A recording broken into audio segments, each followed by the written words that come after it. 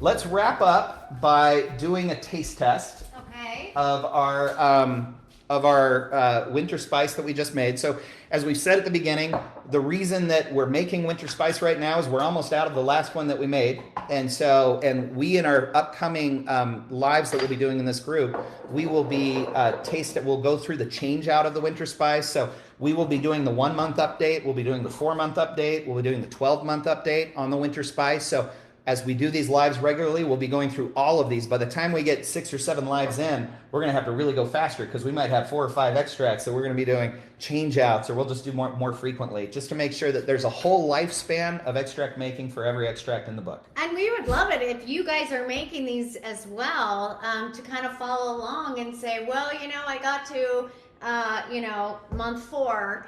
And I needed more cinnamon, or I needed this or that. It'll be kind of more of a fun discussion as we grow with each extract.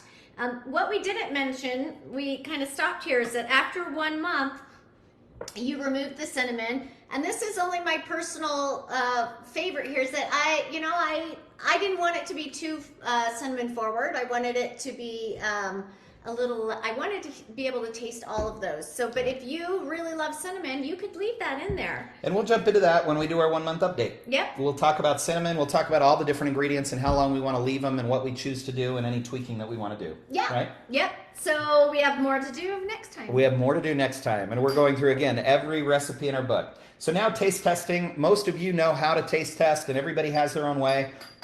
Some people will put it like in a sugar cube, and they'll taste it that way. Mm-hmm. Some will put it into like whipped cream and stir it up and taste it that way. We like using milk. The point with extract taste testing is if you dip your finger in it and taste it, it's going to be highly concentrated. It's not going to taste to me. It's like snow cone syrup is how I describe it to people that. Not even that, because it's not sweet. It's not sweet. It needs a medium. It's gonna taste a little bit like alcohol and bitter, because that's the number one ingredient. Yeah. So it needs a medium for all that flavor to be dispersed. And I like milk because there's naturally sugar in milk, but it's not too much sugar, and so it's not overly sweet for me. I can actually kind of tease out the flavor without extra sweetness. Yep. So we've got roughly a tablespoon of milk. Yeah. And we're just going to add a couple drops of extract in each one of that one's a little loaded. That was a little more than a couple drops. Quiet. It's noon. Extra drops? It's noon on a Wednesday. We might as well have a couple extra drops. But that one's mine. And so what we do is we put the drops in, we stir it up. We like using shot glasses just because they're convenient, not because it's like you're having a shot.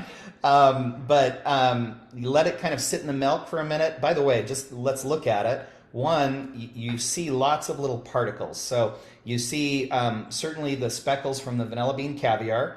You see little flecks that come off from like the cinnamon or the star anise. They're there. Yep. And so some people like that, some people don't. When your extract is ready to use, if you want, you can pour it through a coffee filter, a cheesecloth, or just a strainer to get like the big clumps out, but leave the little ones. That will break my heart, but if you want to do that, go for it. We think all these little particles are what make this extract even more special. There are no big pieces in here. I've already strained out when I got rid of all of those other ingredients. I put it through a fine mesh strainer. Well, not a fine mesh strainer, but I put it through a colander to get rid of like the big pieces. I don't have any big pieces from the cinnamon, although when you do crack it, it does come into these little pieces, so you may have to look for that. But I really don't want to get rid of all of those wonderful little specks and other little things that, I just really quick, because there's funny stuff happening right now. Sometimes I wish I could just be like watching and commenting with all of you, right? No, seriously. So we were talking about the amount that was in here, and Michelle goes, sure, Paul. And then someone said it's 5 o'clock somewhere, and then Laura over in Great Britain's like, it's here, 5 o'clock. Yep. So it's 5 o'clock somewhere. Anyway, there we go. It's always fun stuff here. This is good stuff. It's so fun hanging out with all of you. Yeah, you guys are fun. Okay, so again, in our book launch party a few weeks ago, this was everyone's favorite that everyone's talking about. Yeah. So here we go. We always say cheers. Let's taste test it. Oh my gosh. I mean, really, it's Christmas in a bottle. Oh my gosh. I've actually put this into my Oh. frosting on my cinnamon rolls, and I can't wait to make cinnamon rolls. It is so yummy. So here's an interesting thought, because we spent some time talking about star anise and how it's really powerful. So it is powerful, and you'll smell it when you're making the extract, and it's heavy and it's bold and it's powerful. But when you're putting extract into whatever it is you're baking, remember you're usually adding a teaspoon or 2 teaspoons into whatever it is you're making, so that flavor then gets dispersed over a large area. So one of the interesting things you notice when you're taste testing is that flavor dispersion. Mm-hmm. I would almost say, even though I can smell the star anise when we smell the extract, like open this up if you could. You smell a lot of star anise, right? It is a little strong. It's a little strong. It's very strong, but then when you taste it, you're not tasting it as much as it becomes a really memorable accent to the flavor that you're getting. And so just remember that though it might be strong in your jar, when you add the teaspoon or 2 teaspoons into what you're baking, or when you dribble some on top of like the ham or all these different things that we decided, that flavor is going to be spread out over a lot of surface area. Yeah. And when it does, everything that is strong goes to not as strong, and it becomes an accent to the dish that you're making.